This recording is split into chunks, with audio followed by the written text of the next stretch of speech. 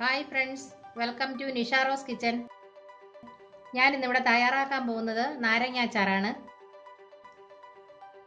അതിന് വേണ്ട ആവശ്യമായ ഇൻഗ്രീഡിയൻസ് എന്തെല്ലാമാണെന്ന് നമുക്ക് നോക്കാം. ഞാൻ അതിനായിട്ട് 8 ചെറുനാരങ്ങ എടുത്തിട്ടുണ്ട്. ഈ നാരങ്ങ നന്നായിട്ട് പഴുത്തത് എടുക്കണമെന്നില്ല, കാരണം ഞാനിത് വെള്ളത്തിലിട്ട് അതിൻ്റെ കയ്പ്പ് മാറ്റിയിട്ടാണ് ഞാനിത് അച്ചാറിടുന്നത്. അതുകൊണ്ട് ഇപ്പം അല്പം നന്നായിട്ട് പഴുത്തില്ലെങ്കിലും നമുക്ക് അത് കുഴപ്പമില്ല. പച്ചമുളക് 10 എണ്ണം ഞാൻ എടുത്തിട്ടുണ്ട്.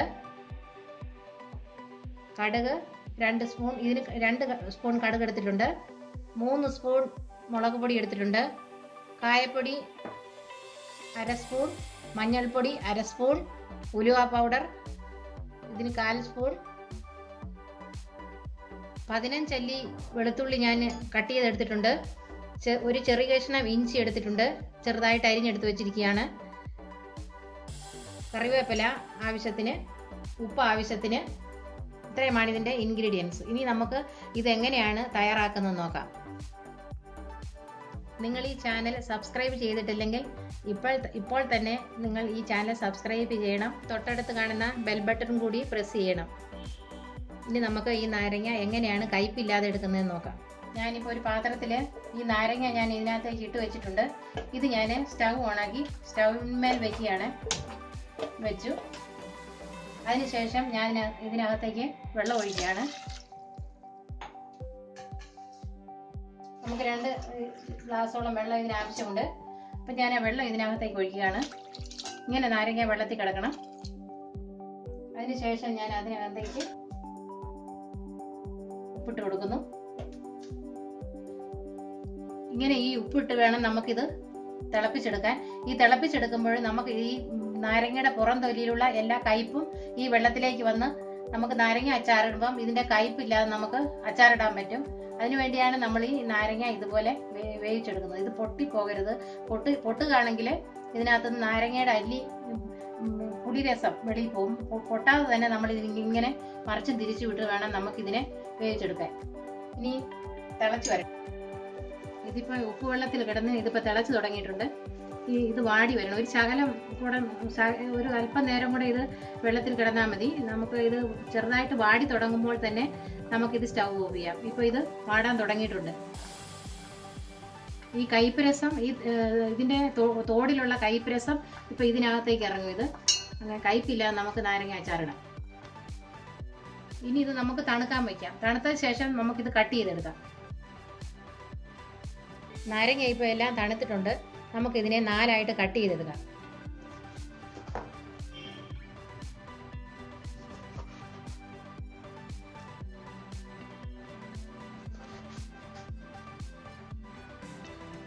ഞാനിപ്പോൾ ഇതെല്ലാം തന്നെ കട്ട് ചെയ്തെടുത്തിട്ടുണ്ട്. നമുക്ക് ഇതിനകത്തേക്ക് വീണ്ടും നമുക്ക് ഈ പച്ചമുളക് നമുക്ക് മുറിച്ചിടാം.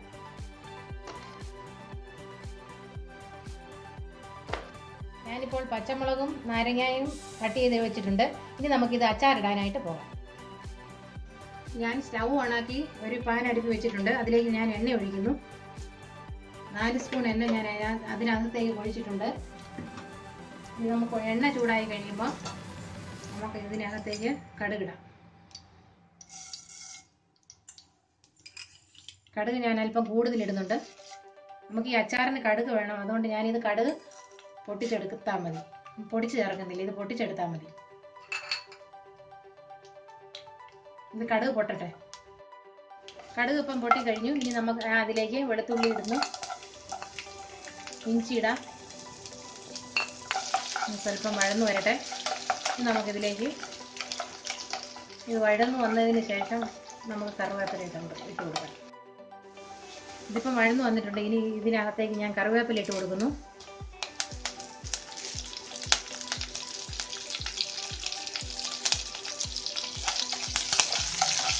ഇനി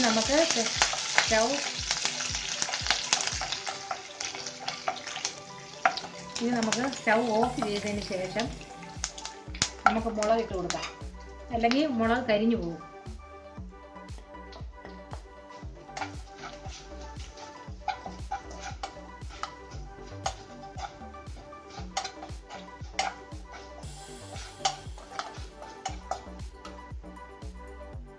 ഇനി ഇതിനകത്തേക്ക് ഞാൻ നാരങ്ങ ഇട്ട് കൊടുക്കുന്നു. ഇനി ഞാൻ വീണ്ടും സ്റ്റൗ ഓണാക്കുന്നു.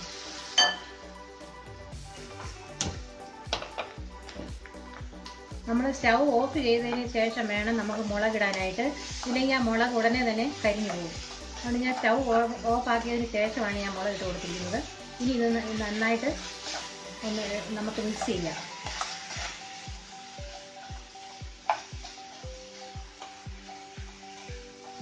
നന്നായിട്ട് ഇനി ഇതൊന്ന് ഈ പച്ചമുളകും നാരങ്ങയും കൂടെ നന്നായിട്ടൊന്ന് മിക്സായി ഒന്ന് സ്വല്പം തിളച്ച് വരണം. ഇനി ഇതിനകത്തേക്ക് ഞാൻ മഞ്ഞൾപ്പൊടി ഇടുകയാണ്. അതിനുശേഷം ഞാൻ ഇതിനകത്തേക്ക് ഉപ്പിട്ട് കൊടുക്കുന്നു.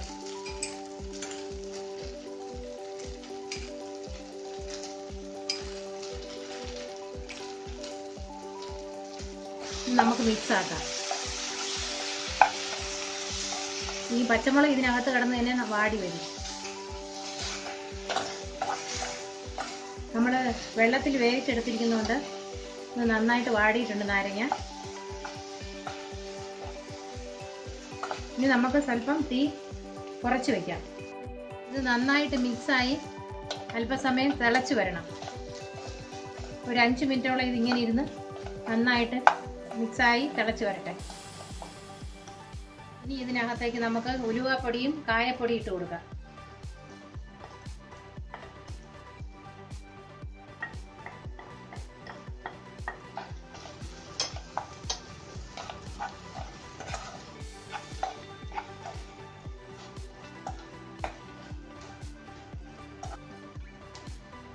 അല്പം തീ കൂട്ടി വെച്ചതിന് ശേഷം നമുക്ക് ഇനി ഇതിനകത്തേക്ക് വിനാഗിരി ഒഴിച്ചു കൊടുക്കാം.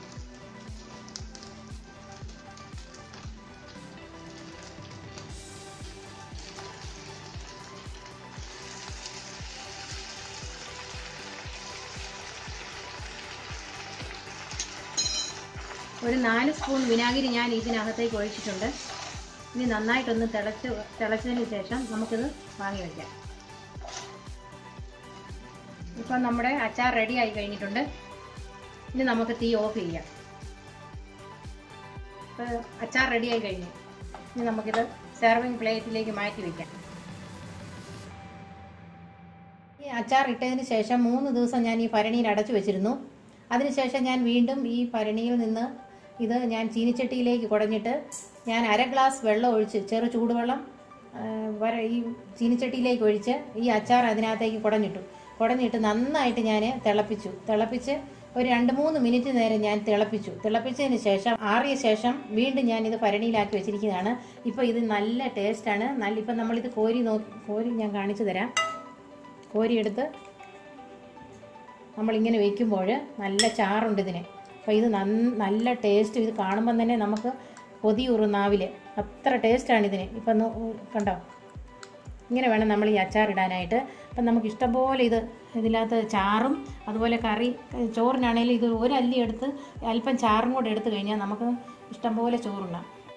ഈ അച്ചാറിൽ ഞാൻ വളരെ കുറച്ച് അളവിൽ മാത്രമേ എണ്ണ ചേർത്തിട്ടുള്ളൂ. ഇത് നിങ്ങൾ തയ്യാറാക്കി നോക്കണം. വളരെ നല്ല രുചികരമായ ഒരു അച്ചാറാണിത്. ഇത് ഇഷ്ടമായെങ്കിൽ നിങ്ങൾ സബ്സ്ക്രൈബ് ചെയ്യണം, ലൈക്ക് ചെയ്യണം, ഷെയർ ചെയ്യണം. Thank you.